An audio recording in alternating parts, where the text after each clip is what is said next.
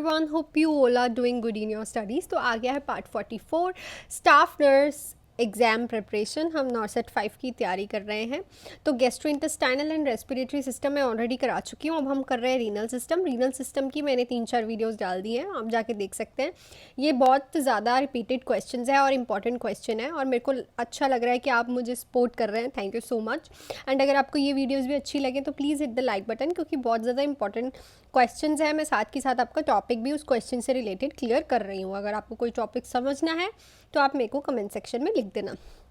नॉर्सेट के लिए अब टाइम भी बहुत कम रह गया है. You have already I think 2 months ही रह चुके हैं. 1 मंथ ऑलरेडी चले गया है. So without any delay start करते हैं with our first question. The most significant complication in client undergoing chronic peritoneal dialysis is, तो कौन सी most सिग्निफिकेंट वाली कॉम्प्लिकेशन है जब किसी को पेरिटोनियल डायलिसिस होता है?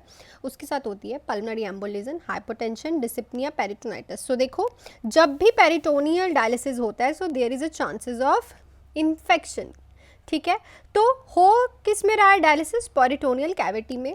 ठीक है, तो यहाँ पे पेशेंट को किस चीज़ की कॉम्प्लिकेशन ज़्यादा होती है? पेरिटोनाइटिस की कॉम्प्लिकेशन का ज़्यादा सिग्निफिकेंट होता है. और पेरिटोनियल डायलिसिस में जो पेशेंट्स हैं उनको इस चीज़ के लिए अवेयर किया जाता है कि क्लियर प्रॉपरली इन्फेक्शन नहीं होने देना है.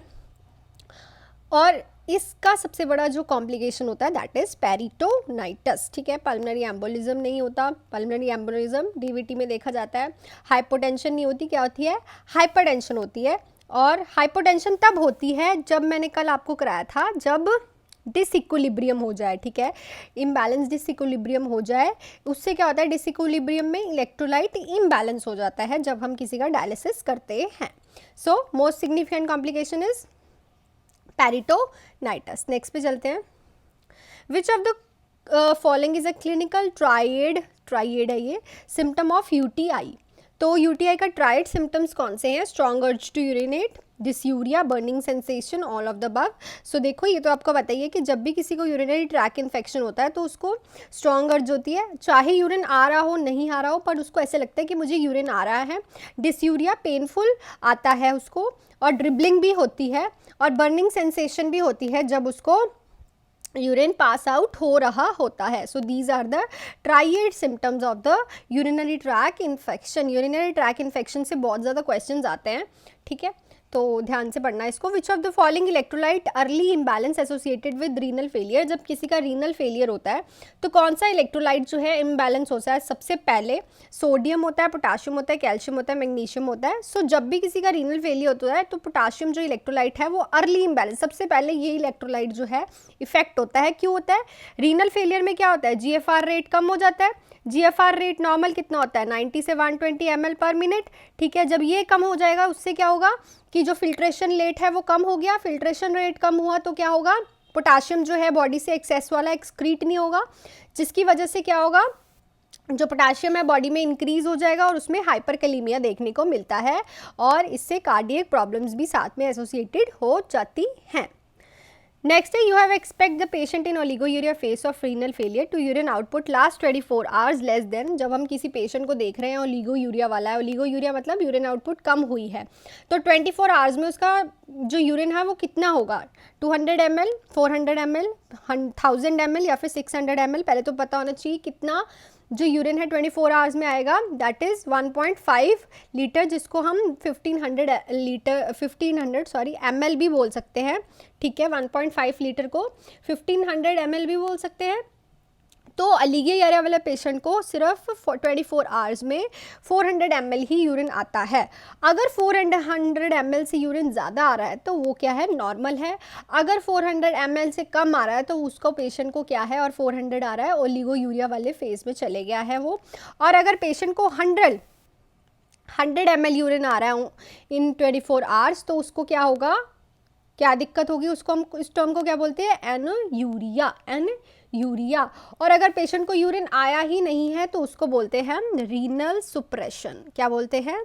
रीनल सुप्रेशन. सो तीनों चीज़ें इंपॉर्टेंट है, आपको आ सकती है. नॉर्मल वाला भी बता दिया, ओलिगोयूरिया वाला भी बता दिया मैंने. और रीनल सुप्रेशन मतलब बिल्कुल यूरिन नहीं आया, और अगर किसी को 100 ml ही यूरिन आ रहा है तो उसको हम बोलते हैं एनयूरिया. ठीक है, नेक्स्ट पे चलते हैं. Which of the following not a symptom of acute renal failure, इनमें से कौन सा सिम्टम नहीं है एक्यूट रीनल फेलियर का? Decrease urine output, increase urine output, shortness of breath and nausea. तो बताइए कौन सा नहीं है? कभी भी रीनल फेलियर में जो यूरिन आउटपुट है वो इंक्रीज नहीं होती है, हमेशा यूरिन आउटपुट डिक्रीज होती है। दूसरा, शॉर्टनेस ऑफ ब्रेथ होती है क्योंकि वाटर रिटेंशन हो रहा है, तो हमारे जो लंग्स हैं उनमें भी वाटर इंक्रीज हो जाएगा, जिससे क्या होगा, उसको वाटर क्या बोलते हैं, शॉर्टनेस ऑफ ब्रेथ होगी। एंड नोजिया क्यों फील होगा? क्योंकि इलेक्ट्रोलाइट इम्बैलेंस हो जाता है पेशेंट में, बिकॉज नाइट्रोजिनस सब्सटेंसेस होते हैं वो इंक्रीज हो जाते हैं, वेस्ट सब्सटेंसेस जो होते हैं बॉडी में इंक्रीज होने की वजह से पेशेंट को क्या होता है, नोजिया की फीलिंग आती है। तो इसमें से कौन सा नहीं था? इंक्रीज यूरिन आउटपुट नहीं होती। नेक्स्ट है, patient with kidney disease must manage fluid intake because, तो इसमें जो पेशेंट होता है किडनी डिसीज़ का, उसको फ्लूइड इनटेक मैनेज करना पड़ता है, बिकॉज किडनी का काम क्या है? यूरिन बनाना और निकालना। अगर वही खराब होगी तो यूरिन अंदर ज़्यादा होने लग जाएगा, तो फ्लूइड जो है बहुत इंपॉर्टेंट रोल बनाता है किडनी की डिसीज़ में।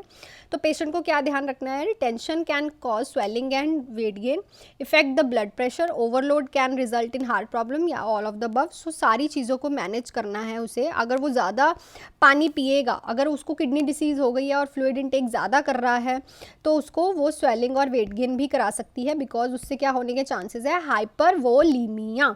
दूसरा, effect the blood vessels, obviously अगर उसको इंक्रीज़ हो गया उसका फ्लूइड इनटेक तो उसकी जो ब्लड वेसल्स हैं वो भी इफेक्ट हो जाएंगी, और अगर वो इफेक्ट हो रही हैं तो हमारे हार्ट की प्रॉब्लम्स भी इंक्रीज़ हो सकती है इस पेशेंट में। तो उसको इन सब चीज़ों को ध्यान से चलना पड़ेगा देख के।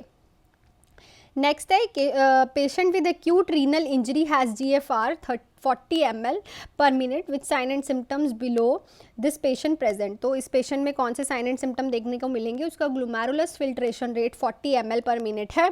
तो बताइए कितने मिलेंगे? Hypervolaemia, hypokalaemia, decreased BUN level, in decrease creatinine level. So कौन सा साइन देखने को मिलेगा हमें? हाइपरवैलीमिया।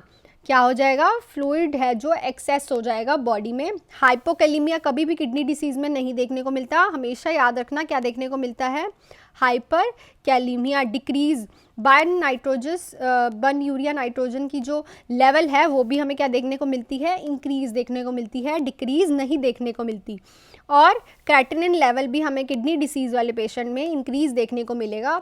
जब उसका ग्लोमेरुलस फिल्ट्रेशन रेट ही 40 ml चल रहा है तो ऑब्वियसली उसका जो है वो कम हो गया है, 90 से 120 होता है ना, तो क्रेटिनिन भी उसका ज़्यादा बढ़ गया होगा, वेस्ट प्रोडक्ट ज़्यादा हो गए, बर्न भी उसका ज़्यादा हो गया होगा, और उसे हाइपोकैलीमिया नहीं, उसमें यूरिन रिटेंशन हो रहा होगा जिससे उसमें हाइपरकैलीमिया होगा, और फ्लूइड रिटेंशन हो रहा है तो हाइपरवैलीमिया।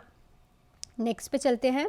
अ client is admitted to the emergency department following fall from the horse and the healthcare provider prescribe insertion of urinary catheter. We are preparing for the procedure. The nurse note blood at the urinary meters. The nurse should take which action? तो क्या होता है? एक client आता है emergency department में, उसकी history है कि वो हॉर्स राइड करते समय क्या हो गया? गिर गया, और हेल्थ केयर प्रोवाइडर ने उसे यूरिनरी कैथेटर लगाने के लिए नर्स को बोला है। पर नर्स जब प्रोसीजर करने जाती है तो वो देखती है कि उसकी यूरिनरी मीटर्स पे क्या हो रखी है? ब्लीडिंग हो रखी है। तो नर्स क्या एक्शन लेगी? Notify the health care provider before performing the procedure. Small sized capital is used with anesthetic gel. Administer parenteral pain medications before inserting, या फिर clean the meatus with the soap before procedure. तो obviously हम कुछ भी नहीं कर सकते, because हमें ब्लड दिखा है तो हमें पहले हेल्थ केयर प्रोवाइडर को बताना पड़ेगा, वो हमें जो कहेगा उससे ही पता चलेगा, क्योंकि हमें नहीं पता वो ब्लड मीटर्स का ही है कि कहीं अंदर से तो नहीं आ रहा, कहीं इंटरनल हैमरेज तो नहीं हो गया, कहीं किडनी में हैमरेज तो नहीं हो गया, ठीक है, कहीं कुछ और चीज़ तो नहीं हो गई। तो इसलिए हमें पहले किसको नोटिफाई करना है? हमारे हेल्थ केयर प्रोवाइडर को। वो ही हमें सब बताएगा कि हम क्लीन करके प्रोसीजर कर दें, या फिर हम उसे एडमिनिस्टर कर दें मेडिकेशन, या फिर हमें एनेस्थेटिक जेल्स जो है, एनेस्थेटिक है ये, एस्थेटिक नहीं है, जेल लगा के उसको फिर इंसर्ट करें। सो हमें फिजिशियन को ही बताना पड़ेगा। नेक्स्ट क्वेश्चन है male client has a tentative diagnose of urethritis, the nurse should assess the client for which of the following manifestation of the disorder. तो एक पेशेंट है, मेल क्लाइंट है, यूरेथ्राइटिस मोस्टली किस में ज़्यादा देखने को मिलता है, यूरेथ्राइटिस मेल वाले पेशेंट में। तो जो नर्स है वो असेस कर रही है क्लिनिकल मैनिफेस्टेशंस, तो कौन सी होंगी इसमें, haematuria, pyuria, dysuria, proteinuria, haematuria and urgency या डिसयूरिया एंड पेनाइल डिस्चार्ज। तो इस पेशेंट में हमें डिसयूरिया एंड पेनाइल डिस्चार्ज देखने को मिलेगा। ये होते हैं क्लिनिकल मैनिफेस्टेशन ऑफ यूरेथ्राइटिस, और यूरेथ्राइटिस ज़्यादा किस में देखने को मिलता है, मेल पेशेंट्स में ही देखने को ज़्यादा मिलता है। तो उसमें म्यूकोपुरुलेंट डिस्चार्ज आता है जिसको हम पेनाइल डिस्चार्ज भी बोल सकते हैं, और डिसयूरिया देखने को मिलता है। नेक्स्ट क्वेश्चन पे चलते हैं। The nurse is collecting data from a client which symptom is described by the client is characterised of an early symptom of benign prostatic hyperplasia. तो बेनाइन BPH के क्वेश्चन बहुत आते हैं, ठीक है, और यही क्वेश्चन आते हैं उसके साइन एंड सिम्टम से रिलेटेड। सो बताओ कि क्लाइंट है, उसका सिम्टम्स हम देख रहे हैं, उस पेशेंट को क्या है, अर्ली सिम्टम्स आ रहे हैं BPH के, तो कौन से होंगे, नेक्चूरिया होगा, स्क्रॉटल एडिमा होगा, ओकेजनल कॉन्स्टिपेशन होगी, या फिर decrease force in the stream of urine. So उसका जो यूरिन स्ट्रीम है उस पर फोर्स लगेगी, ठीक है, उसमें हमें ड्रिबलिंग भी देखने को मिलती है, प्रेशराइज यूरिनेशन भी देखने को मिलती है।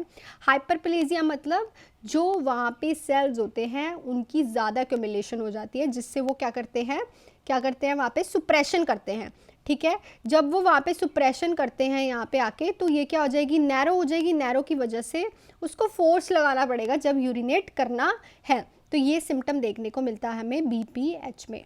सो ये थे आज के कुछ रीनल सिस्टम के क्वेश्चन। आई होप ये वीडियो आपको अच्छी लगी, और अगर अच्छी लगी है तो please hit the like button and subscribe to my videos for such type of content. And इन वीडियोज़ को शेयर ज़रूर करिए अपने फ्रेंड्स एंड जो भी आपके दोस्त हैं नर्सिंग स्ट्रीम में। And all the best for your studies. Thank you.